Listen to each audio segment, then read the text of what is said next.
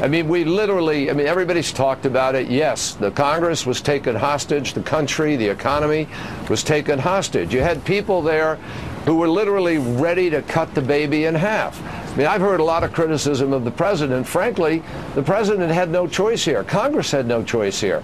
We did the same thing the president had to do, which is save America from a default, because a default would have been far more disastrous. And what we had was a group of people who are completely unaware or didn't care about the consequences of their actions. They were actually arguing for a default, which would have been even more catastrophic with respect to what's happening in Europe and what's happening here at home now. So we have to break that. And I have to tell you, I say this to you politely, the media in America has a bigger responsibility than it's exercising today.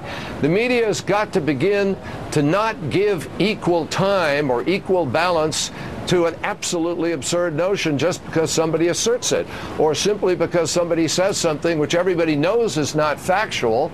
It doesn't deserve the same credit as a legitimate idea about what you do.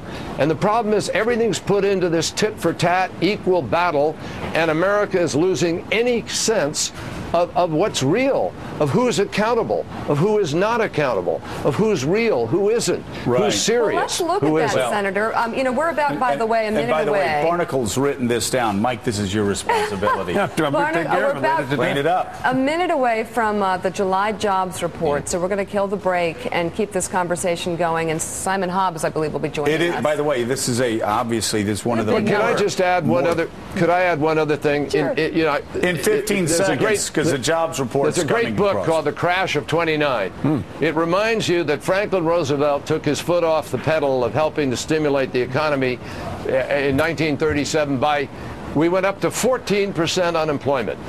I believe we must do job growth now, and I think the president ought to convene the G8. He ought to bring the leaders. We ought to get the European Central Bank. We need to get the Federal Reserve, the IMF. We need to respond to this crisis so the world knows we are leading our way out of it. Well,